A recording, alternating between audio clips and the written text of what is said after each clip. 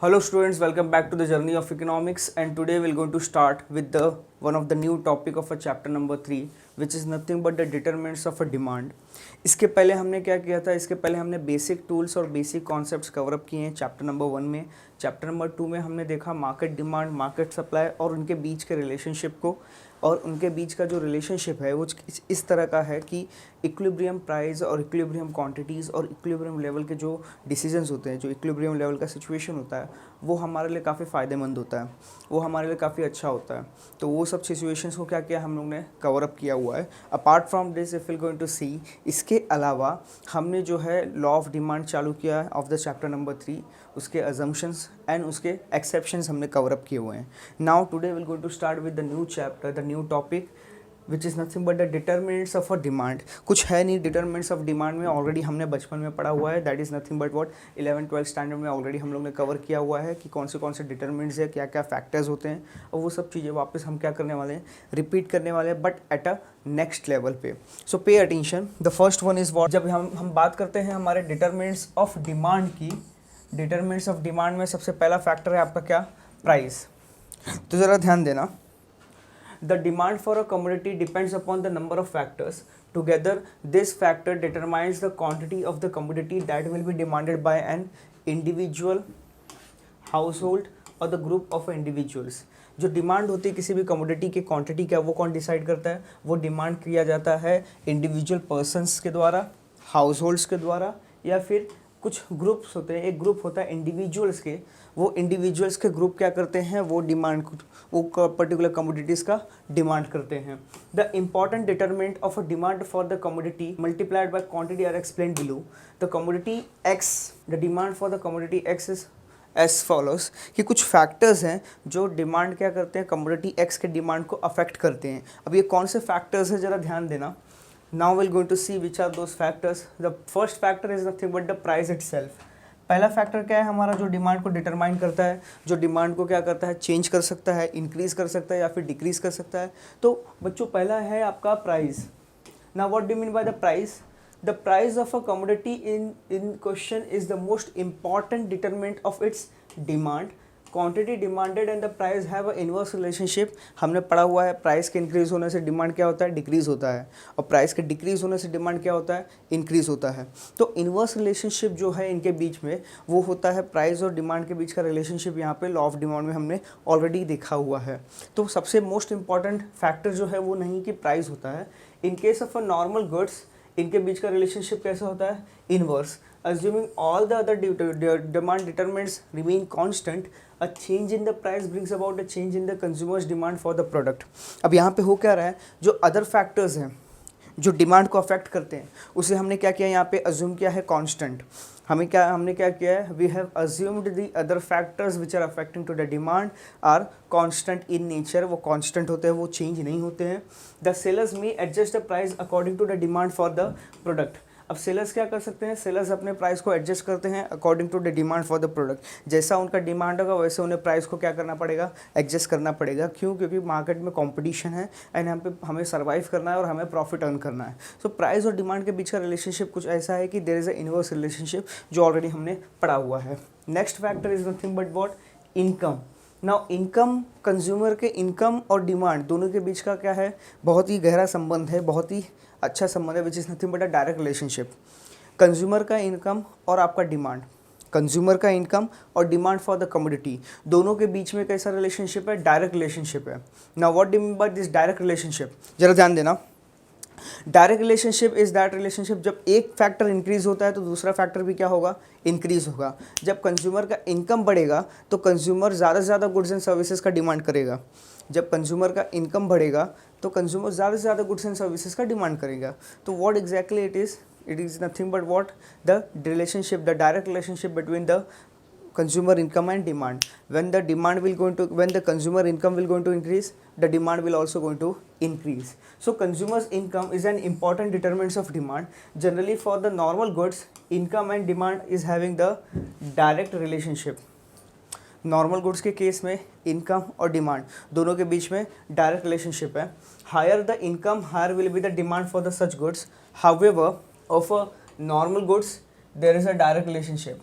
However, in case of a goods that perceives to be inferior, the income and demands are having the inverse relationship. ज़रा ध्यान देना, अगर कोई एक होता है आपका सुपीरियर और एक होता है क्या आपका इन्फीरियर, ज़रा ध्यान देना, समझने की कोशिश करेंगे इन फैक्टर्स को. Will try to learn this factors.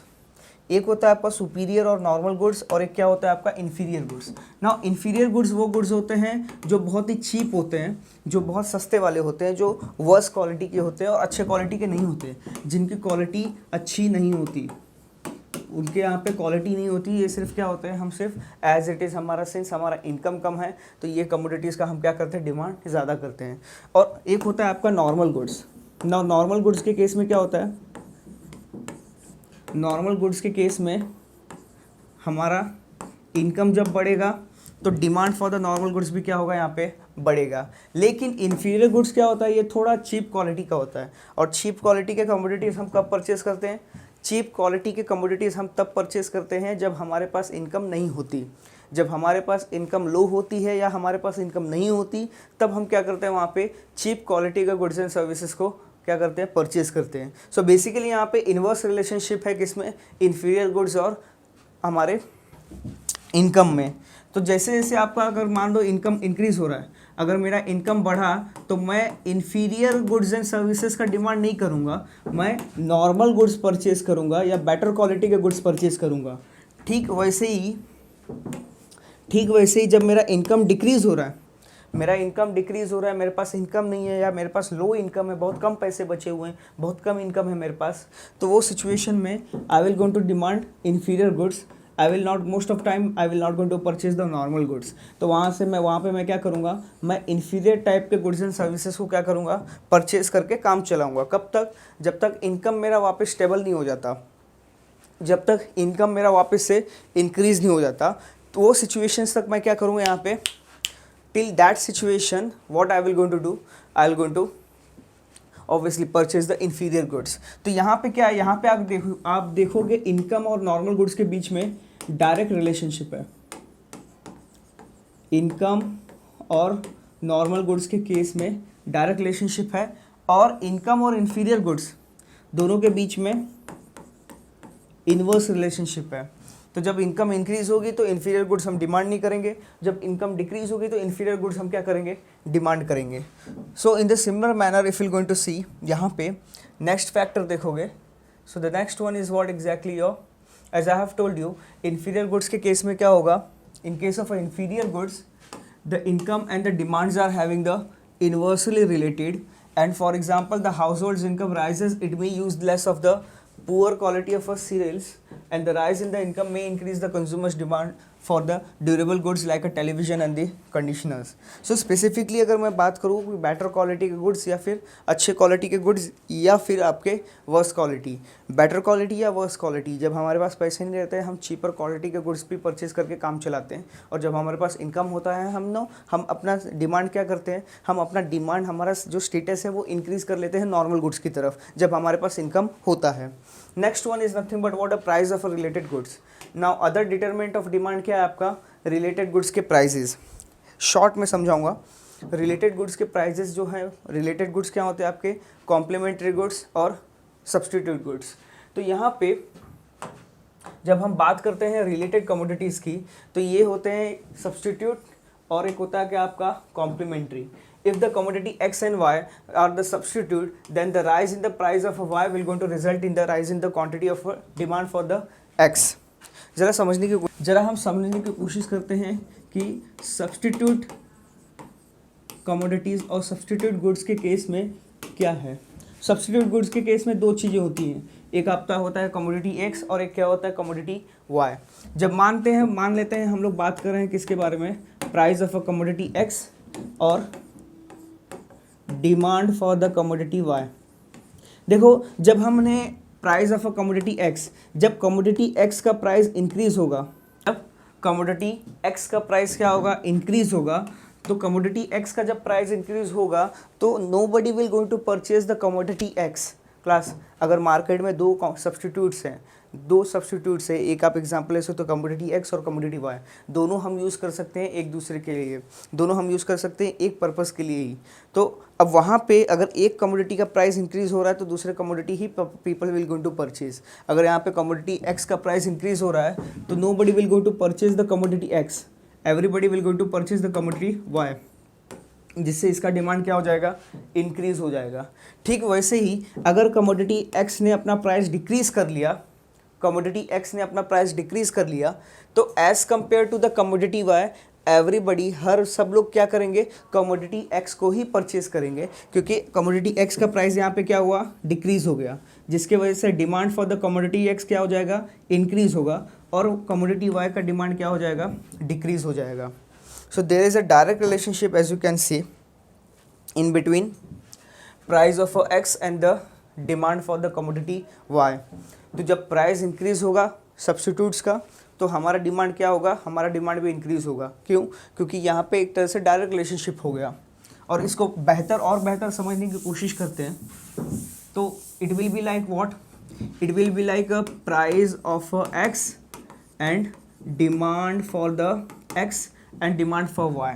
देखो जब प्राइस आपका एक्स का इंक्रीज़ होगा तो कमोडिटी एक्स का डिमांड क्या होगा, डिक्रीज़ होगा। क्यों? क्योंकि प्राइस जब बढ़ेगा nobody will going to purchase the commodity X, फिर सब क्या करेंगे, जब कमोडिटी एक्स को परचेज नहीं करेंगे तो सब जाएंगे कमोडिटी वाई को परचेज करने। ठीक वैसे ही जब कमोडिटी एक्स का प्राइस डिक्रीज़ होगा तो everybody will going to purchase the commodity X only, उससे कमोडिटी वाई का डिमांड क्या हो जाएगा, डिक्रीज़ हो जाएगा। तो अगर यहाँ का रिलेशनशिप देखा जाए, अगर ये दोनों के बीच का रिलेशनशिप देखा जाए तो यहाँ पे क्या है, डायरेक्ट रिलेशनशिप है इन case of a substitute goods. ठीक उसी तरह क्या होता है आपका कॉम्प्लीमेंट्री गुड्स होता है। Now what do mean by the complementary goods class, जरा समझने की कोशिश करेंगे,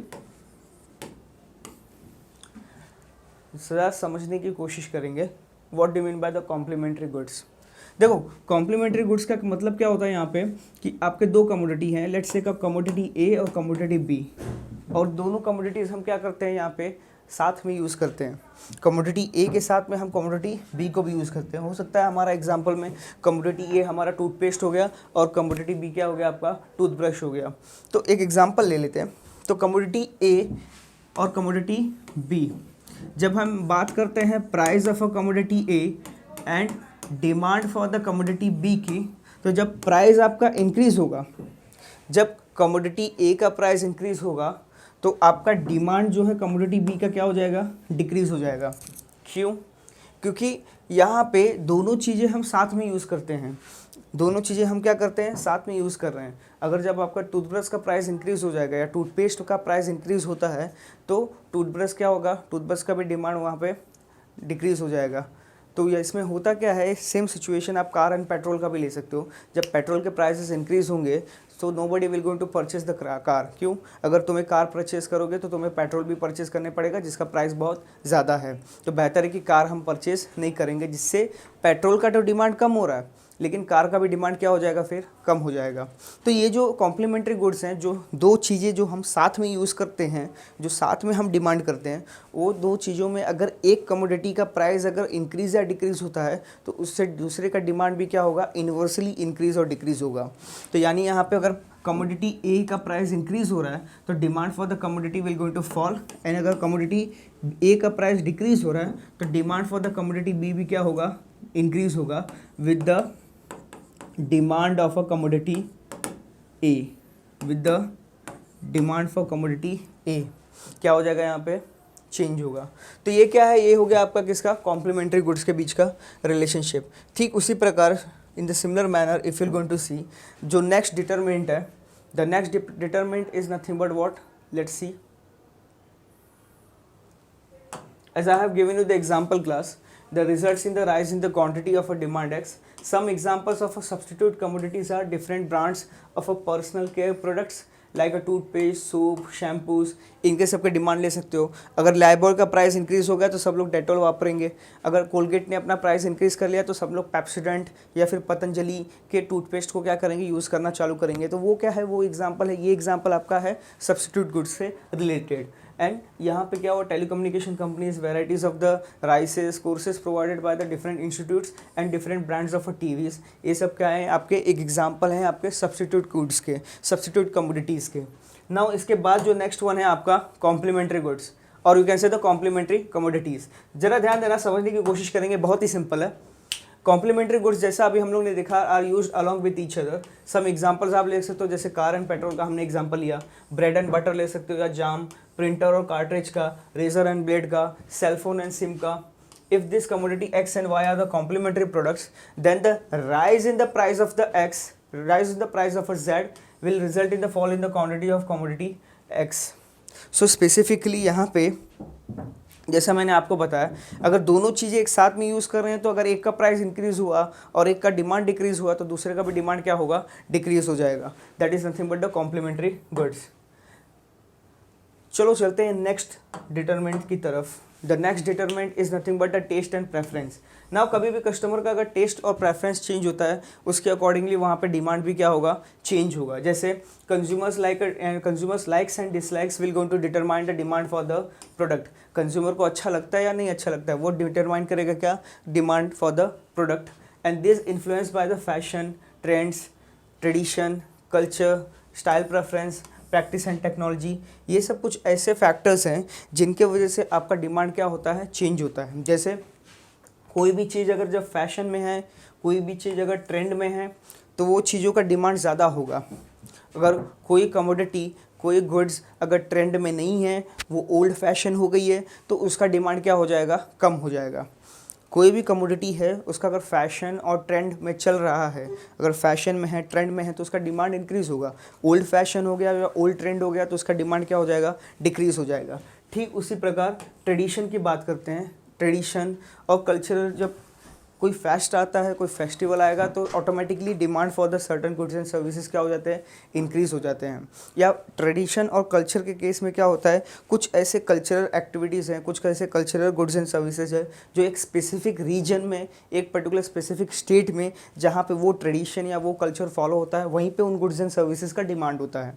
अदर कंट्रीज़ में, अदर स्टेट्स में उन चीज़ों का डिमांड नहीं होता।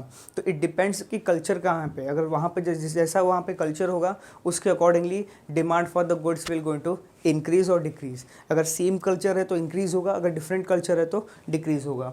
Style preference, practice and technology, ये सब कुछ ऐसी चीज़ें हैं जो आपके डिमांड को क्या करती हैं, चेंज करती हैं। Either it will going to increase the demand और it will going to decrease the demand. For example, the people prefers to use the cameras and the film rolls to take the picture some years ago, and now the sale of such cameras were high then, but with the development of the technology, people's preference has changed and they use the mobile phones. पहले हम camera use करते थे, आज क्या करते हैं, हम mobile phone के कैमराज यूज़ करते हैं to take the picture. And now what exactly it is, change in the preferences और चेंज इन टेक्नोलॉजी। पहले होता था कि जो है, जो कैमरा रिकॉर्डर्स होते हैं, जो कैमरास होते हैं, उनके डिमांड काफ़ी ज़्यादा थे, क्योंकि वो टाइम पे सेलफोन्स में कैमरे नहीं होते थे and DSLRs were obviously it was a better quality. But now ऐसे सेलफोन्स आने लगे हैं जिससे आप क्या कर सकते हैं, पिक्चर भी क्लिक कर सकते हैं और बेटर क्वालिटी के पिक्चर्स भी होते हैं। So now the cellphone companies are using the high pixel cameras for giving the better exposure, for giving the better quality of the pictures to the consumers. सो यहाँ पे क्या हो गया, ये सब चीज़ें यहाँ पे टेस्ट एंड प्रेफरेंसेस में क्या कर सकते हो आप, एज एन एग्जाम्पल ले सकते हो। नेक्स्ट क्या है आपका, size and distribution of the population. Class हम पढ़ रहे हैं डिटरमिनेंट्स ऑफ डिमांड। ऐसे कौन से डिटरमिनेंट है जो डिमांड को क्या कर सकते हैं, अफेक्ट कर सकते हैं, और डिमांड को क्या कर सकते हैं, इंक्रीज और डिक्रीज कर सकते हैं। जिसमें सबसे पहले आता है क्या, सबसे पहले हमने जितने आते हैं पॉपुलेशन। पॉपुलेशन देखो एक ऐसा चैप्टर है, ऐसा कॉन्सेप्ट है जो क्या है, आपका डिमांड से डायरेक्टली रिलेटेड है। जैसे जैसे पॉपुलेशन बढ़ेगा, डिमांड अपने आप क्या होगा, बढ़ते चले जाएगा। सो यहाँ पे आपको प्राइस भी चेंज करने की ज़रूरत नहीं है, प्राइस को आप कांस्टेंट रख सकते हो। सिर्फ यहाँ पे पॉपुलेशन की चेंज होता है, size of a population at a local level पे, रीजनल लेवल, नेशनल या इंटरनेशनल लेवल पे is the key determinant of the volume of a demand for the product. किसी लोकल लेवल पे हो, किसी रीजन या एरिया पे हो, किसी नेशनल लेवल पे, स्टेट लेवल पे हो, या फिर इंटरनेशनल लेवल पे हो, या फिर नेशनल लेवल से कंट्री लेवल पे हो, या इंटरनेशनल लेवल पे हो। तो ये सब चीज़ें क्या हैं, ये जो पॉपुलेशन होती है, ये पॉपुलेशन आपका डिमांड क्या करती है, डिटरमाइन करती रहती है। तो this things along with the size of a distribution of the population is a significant. income distribution, age, sex composition, densities are the factors that are taken into consideration while determining the demand for the product। जरा समझने की कोशिश करेंगे इसे, ये क्या कहना चाह रहा है। क्लास थोड़ा समझने की कोशिश करेंगे कि ये क्या कहना चाह रहा है। तो the distribution of the population is significant. Income distribution, अब जो पॉपुलेशन है, जो हमारे यहाँ पे आबादी है, जो हमारे यहाँ पे पॉपुलेशन है, अब ये पॉपुलेशन का इनकम कितना है उसके अकॉर्डिंगली अगर हम डिमांड को क्लासीफाई करते हैं, उसके अकॉर्डिंगली हम उनके इनकम के क्लासिफिकेशंस पे अगर हम डिमांड देखते हैं तो demand will also going to change.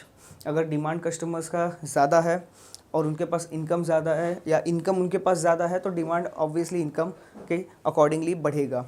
But अगर कस्टमर्स का उतना इनकम नहीं है तो demand will not going to change. Demand क्या होगा वहाँ पे एज इट इज़ रहेगा, या फिर डिमांड वहाँ पे डिक्रीज़ होगा। Then age and sex composition, now senior citizen है कि चिल्ड्रन है कि यंगस्टर्स हैं, टीनेजर्स हैं, वर्किंग पॉपुलेशन है, या फिर मेल है, फीमेल है, उसके अकॉर्डिंगली क्या होता है demand for the different products क्या होते हैं, चेंज होते हैं। कुछ डिमांड्स क्या होते हैं स्पेसिफिक एज फैक्टर्स, कुछ स्पेसिफिक एज वालों के लिए होते हैं।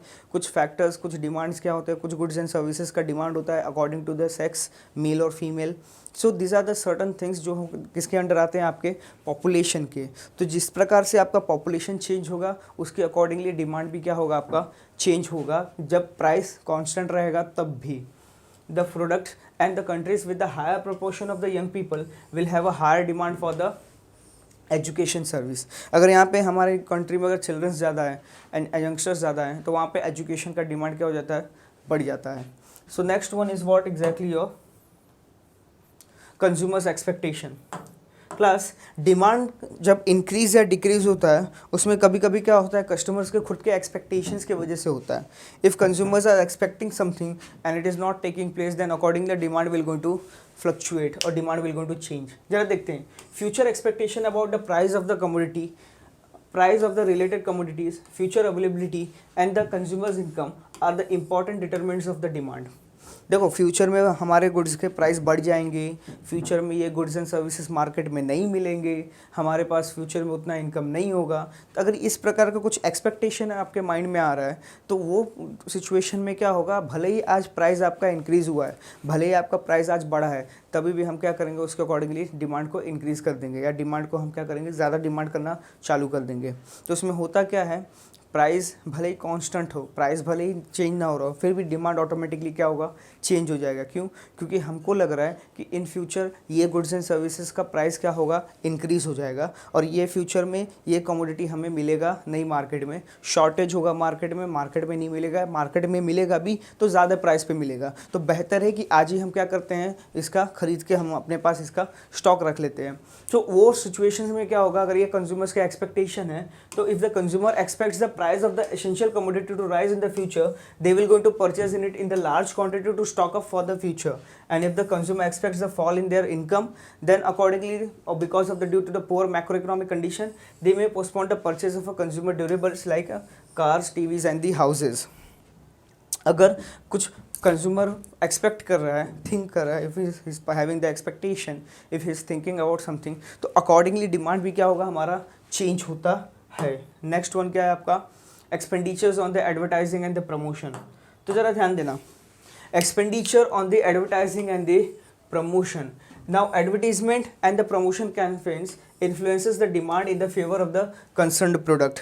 अगर जितना ज़्यादा आपका किसी भी कमोडिटीज़ का जितना ज़्यादा एडवर्टीजमेंट हो रहा है, जितना ज़्यादा आप गुड्स एंड सर्विसेज को प्रमोट कर रहे हो, उतना ज़्यादा डिमांड आपका क्या होगा, इंक्रीज़ होगा। तो यहाँ पे एडवर्टीजमेंट और प्रमोशन का डिमांड के साथ डायरेक्ट रिलेशनशिप है।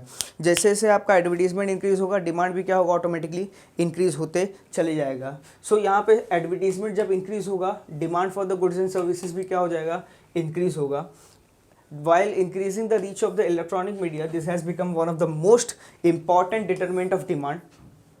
Advertisement not only informs the consumers about the features of the product, but more often manipulates the people's choice, uses celebrities, sponsors popular events, aggressive marketings, all are the strategies to influence the demand. जितना ज़्यादा हम promotion करेंगे, जितना ज़्यादा हम advertisement करेंगे अपने commodity का, उतना ज़्यादा डिमांड इंक्रीज होगा मार्केट में हमारे कमोडिटीज़ का. तो that is only the case. यही हमारा केस है क्या, एडवर्टीजमेंट को यूज़ करने का डिमांड को इंक्रीज या डिक्रीज करने के लिए. Then cost of a credit और the interest. Now cost of a credit और cost of interest is nothing but the बहुत बार हम क्या करते हैं, हमारे गुड्स एंड सर्विसेज को ईएमआई बेसिस पे लेते हैं. बहुत सारे कंज्यूमर गुड्स को हम क्या करते हैं, ईएमआई पे लेते हैं. और ईएमआई मतलब जब लो रेट ऑफ इंटरेस्ट चल रहा है मार्केट में, जब हम क्रेडिट पे लोन लेते हैं, जब हम लोन लेके अपने कमोडिटीज़ को परचेज़ करते हैं, हायर परचेजिंग करते हैं या फाइनेंसिंग करते हैं या ईएमआई पे परचेज़ करते हैं, तो वहाँ पे रेट ऑफ इंटरेस्ट जो है वो डिटरमाइन करता है आपका डिमांड. अगर लो कॉस्ट ईएमआई है या फिर ज़ीरो कॉस्ट ईएमआई है, तो वहाँ पे आपका कमोडिटीज़ के डिमांड क्या होंगे, ऑटोमेटिकली इंक्रीज़ हो जाएंगे, क्योंकि ज़ीरो कॉस्ट ईएमआई पे हम क्या कर रहे हैं, कमोडिटी को परचेज़ कर रहे हैं. या फिर लो रेट ऑफ इंटरेस्ट है, तो वहाँ पे हम क्या करेंगे, लो रेट ऑफ इंटरेस्ट पे लोन लेके हम कमोडिटी को परचेज़ करेंगे. अगर फाइनेंसिंग एक्टिविटी वहाँ पे है तो, जैसे बजाज फाइनेंस हो गई, मुथूट फाइनेंस हो गई, तो ये सब कैसे हैं, this are the certain examples. Aditya Birla, IDFC, कुछ ऐसे बैंक्स हैं जो क्या करते हैं, ईएमआई सर्विसेज प्रोवाइड करते हैं कंज्यूमर ड्यूरेबल गुड्स के लिए. जो ड्यूरेबल गुड्स आपको परचेज करना है, लैपटॉप परचेज करना है, वॉशिंग मशीन, टीवी और लैपटॉप्स और द सेल फोन्स, तो ये सब चीज़ों के लिए क्या करते हैं, ये क्या करते हैं, कंज्यूमर गुड्स, ये ईएमआई सर्विसेज प्रोवाइड करते हैं. और ये क्या, फाइनेंसिंग करते हैं आपके कंज्यूमर ड्यूरेबल गुड्स को. तो ये सिचुएशन में क्या होता है, ये सिचुएशन में अवेलेबिलिटी ऑफ द कॉस्ट और availability of the such things और the interest rate will going to influence your demand for the commodity. अगर इंटरेस्ट रेट कम है, अगर फैसिलिटी अवेलेबल है, तो डिमांड इंक्रीज़ होगा. इंटरेस्ट रेट ज़्यादा है, ज़ीरो कॉस्ट ईएमआई नहीं है, तो डिमांड क्या होगा, कम होगा. That is on the case of the cost of a credit और you can say the interest rate. फिर इसके बाद आता है आपका क्या, सोशल फैक्टर्स. ना जब बात करते हैं हम सोशल फैक्टर्स की, कुछ ऐसे सोशल फैक्टर्स होते हैं जो आपके डिमांड को क्या करते हैं, इन्फ्लुएंस करते हैं, डिमांड को आपको क्या करते हैं, चेंज करते हैं. Like custom, tradition, practices and the value system. If it is related to the that particular custom, if you are producing the goods and services, हम बना रहे हैं, हम प्रोड्यूस कर रहे हैं, जो एक पर्टिकुलर कस्टम से रिलेटेड है, एक सोसाइटी से रिलेटेड है, वो एक सोसाइटी को रिप्रेजेंट कर रहा है, और that's it is beneficial for the society और it is in the good favour, then the demand will going to increase. अगर किसी के कल्चर को, किसी के ट्रेडिशन को, if it is affecting in a adverse manner, अगर बैड इफेक्ट हो रहा है उसका, कुछ कमोडिटीज़ को हमने बनाया और किसी पर्टिकुलर रीजन को, किसी पर्टिकुलर कल्चर को ये क्या कर रहा है, डैमेज कर रहा है या उनके भावनाओं को ठेस पहुंचा रहा है, तो वैसे सिचुएशंस में क्या होंगे, हमारे डिमांड क्या हो जाएंगे, डिक्रीज हो जाएंगे, और there will not be any demand. So this social factors also and sometime the languages, religions, caste and the race specifics, this social factor changes over the time, and therefore the producers and the marketers need to constantly track such a changes. जैसे example ले सकते हैं, for example you can take the example of the sweets. So for example, the practice of exchanging the traditional sweets during the Indian festival has now been replaced to the some extent by exchange of chocolates only. So specifically हमने क्या किया, sweets की जगह पे आजकल chocolates use करना चालू कर दिए. So this is nothing but what exactly we are changing the tradition और we are affecting that particular tradition, but the situation is right now is the same. कि यहाँ पे क्या हो रहा है कि कुछ ऐसे कमोडिटीज़ हम बना रहे हैं, वो कमोडिटीज़ क्या होते हैं, कभी किसी ट्रेडिशन, किसी कल्चर के फेवर में होते हैं या कभी किसी कल्चर के अगेंस्ट में होते हैं. If it is in the favour, demand will going to increase, और if it is against, automatically the demand will going to fall and the producer will not be able to survive into the market. तो ये situations क्या हैं, this are the certain situations जो हम लोग ने अभी कवर किए हैं. This is known as what, determinants, और मोस्ट इंपॉर्टेंट टॉपिक था जो determinants of a demand. This is we have completed in this particular thing. So this is how we completed the determinants of demand, जो कि बहुत ही ज़्यादा important topic था हमें understand करने के लिए. किसी भी पर्टिकुलर कमोडिटी के डिमांड को मार्केट में क्या एनालिसिस करना है, हमें कैसे डिमांड्स चेंज होते हैं accordingly. So right now will going to wind up our session and will going to continue. जो नेक्स्ट चैप्टर, नेक्स्ट टॉपिक है आपका डिमांड फंक्शन, ये हम कंटिन्यू करेंगे नेक्स्ट सेशन में. टिल द टाइम आप लोग क्या करेंगे, just read the determinants of demand and go into the market and try to analyse which kind of factors are there. हमारे आसपास ऐसे कौन से फैक्टर्स हैं जो डिमांड्स को क्या करते हैं, अफेक्ट करते हैं, और उसको ट्राई टू अंडरस्टैंड कौन से सब्स्टिट्यूट गुड्स है हमारे, कौन से कॉम्प्लीमेंट्री है, एडवर्टीजमेंट कैसे किसी कमोडिटीज़ के डिमांड को चेंज करेगा, कंज्यूमर का बिहेवियर क्या हो रहा है जब प्राइस इंक्रीज हो रहा है डिक्रीज हो रहा है, तो वो बिहेवियर को क्या करो आप मार्केट में अंडरस्टैंड करने की कोशिश करो। टिल द टाइम हम क्या करेंगे, will going to revise the previous session and will going to continue in the next lecture. Thank you.